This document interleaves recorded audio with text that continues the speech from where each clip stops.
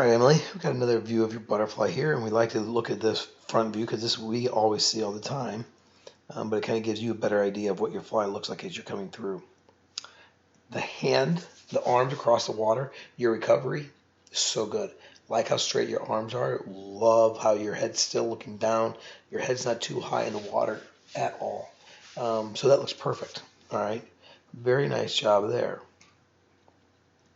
As your hands start to enter, you can kind of see in the background, you can see a little bit of a kick back there. Real quick though, let's go back from this.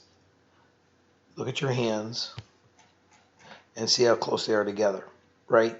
You're almost touching your wrists, your forearms. Make sure you work on not going past that shoulder width apart. All right, going too far almost kind of hurts your shoulder a little bit. If you can kind of relax, you're able to get into your stroke a lot easier and a lot quicker. But your kick back there looks great. You can see one kick, two kick, one kick, two kick. Your kick looks good all the way through. So well done with that. As we get here to see that breath,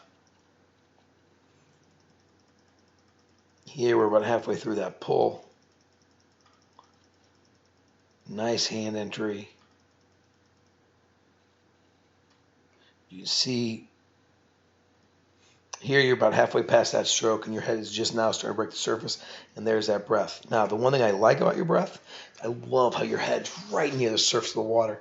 You're kind of skating along the top of the water, which is perfect. Your shoulders are just barely above the water as well. I absolutely love that. But we've got to breathe earlier. And if there's one thing you're going to get out of all of this, breathing earlier will help facilitate a stronger, faster fly. Okay?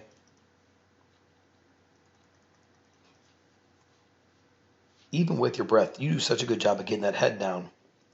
But right here at the very end, pay attention to where your hands are. They're pointing straight down to the bottom of the pool. When you enter that water, you want your thumbs down a little bit and your pinkies up a little bit, kind of on an angle. So make sure that you're kind of about 45 degrees. So just think about how your hands are in the water. Turn them a little bit more into the angle. As you come into your turn here, good job of not breathing into this wall, right? We've seen a couple turns where we've seen at least one turn where we're breathing into the wall, and we see now a turn where we're not breathing in the wall. This is the one we want to see all the time. Don't breathe the last stroke into your turn or the first stroke off your turn. As you start to do this turn here, this hand does a great job moving off that wall quickly, and it looks like you're looking right where that hand is. So at the very, very beginning, very, very part of this, perfect. Really, I like your head position right here as well. It's this point right here that you got to get that hand off that wall a little bit quicker. With your head going up, your hand should already be moving with a bent elbow towards going right behind that ear. So get that hand off the wall a little bit quicker. You transition into the wall so good. If you can just leave that hand off a little quicker, perfect.